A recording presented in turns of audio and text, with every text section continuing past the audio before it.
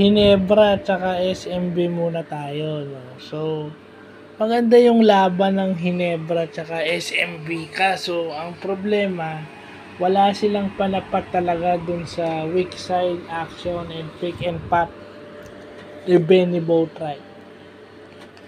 And sa tingin ko, walang problema sa offense ng Ginebra, you know, except na dapat tumama yung mga outside shots nila, yung mga shooters nila, kailangan pumasok yung mga tira. Kasi kung hindi papasok yun, kawawa si C-Stand, no? Kawawa si C-Stand, may hirapan siya dahil malaki yung kalaban niya, Junmar at saka si kaya niya si Junmar pero hindi natin alam kung sino yung babantay doon kay Boatwright. Diba? At kung babantayan mo naman si Boatwright, sino naman ang kay Fajardo, di ba? And I think Japet should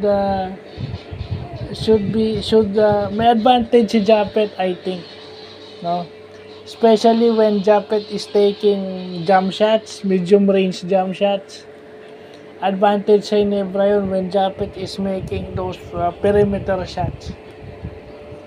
Kasi lalabas yung Boatwright eh. So pag nag-close out yung Boatwright, dadrivean siya ni Japet. Pag drive si Japet sa kanya, advantage yun sa Ginebra. Kasi bakit? Masusungkit niya yung mga fouls na kailangan ng Boatwright para umupo siya o kahit na sinong player. Kahit si Junmar eh. Kung Junmar versus Japet yun, advantage si Japet yun when Japet is from the outside. Mabagal yung lateral movement ni Junmar Fajardo, yun ang suspect. So kung puro foul lang aabutin niya, advantage for Ginebra.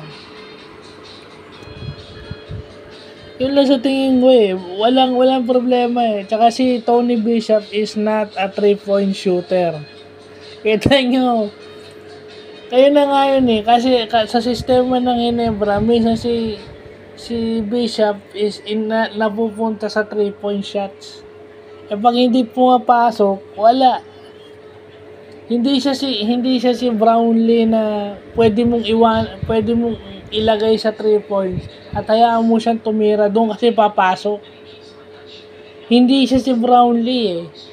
Iba yung game ni Bishop. Although sige, nakaka-shoot siya ng 3 points pero hindi ganun ka-automatic kagaya nung kay Brownlee. And dinalay ko sinasabi ko, Bishop is not a creator of the dribble. Hindi.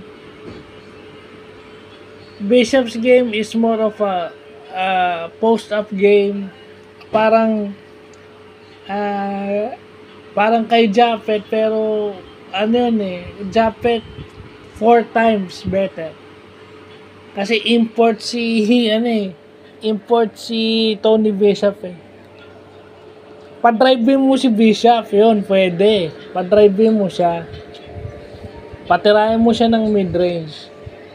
Kaso kita mo, dahil maganda yung depensa ng SMB sa kanya, kahit yung mid-range siya nahihirapan eh. Kasi ang daming pwedeng dumipensa sa kanya. So I think, di ba, yung off-the-ball action is important dito sa SMB at saka Ginebra. Lalo na sa Ginebra, off-the-ball. Yun yung advantage ni Bishop eh. Kasi why? Stan Hardinger is a good passer. Makikita niya si Bishop na kumakat sa basket. At hindi siya kayang habulin ni Junmar at saka ni Boatwright. Ay nangyayari, baligtad sa San Miguel, nangyayari yon with Boatwright. So pag naiiwan sa screen yung defenders ng Ginebra eh. And I think LA should score. Nakita ko yung box score eh.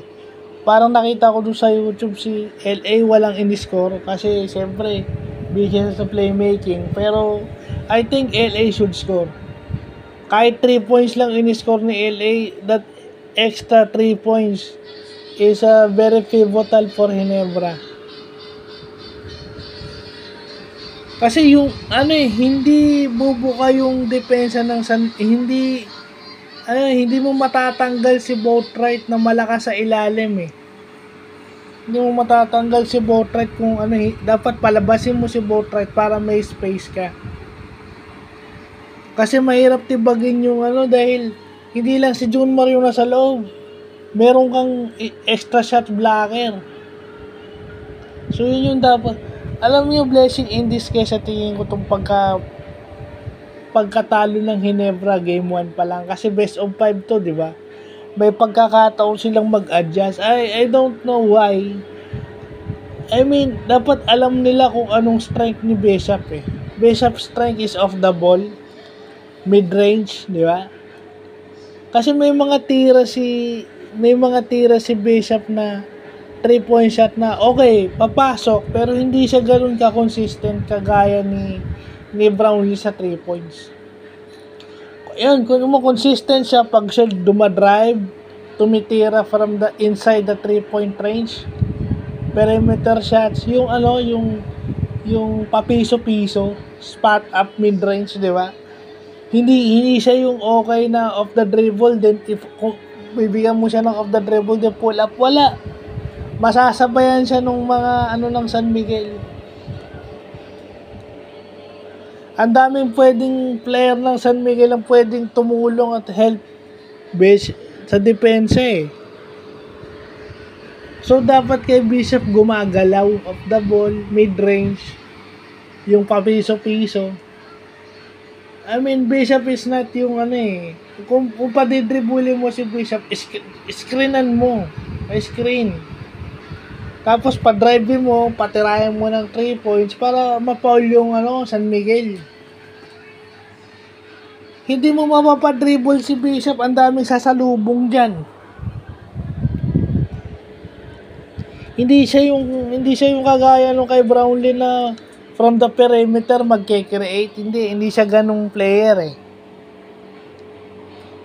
Kung may complementary player man talaga tayo na makikita, si Bishop yun, magaling na complementary player. Hindi yung game niya is hindi mag-create at hindi siya yung consistent na 3-point shooter. Hindi siya automatic sa 3 points. May tira siya sa 3 points pero it's not automatic.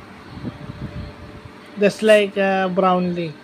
Kaya nga sinasabi nung karamihan, iba yung Brownlee kasi yung impact ng 3-point shots ni Brownlee, lalo pag sunod-sunod yun yung namimiss ng Ginebra.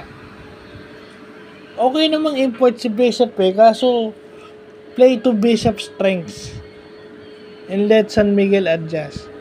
So yun lang po.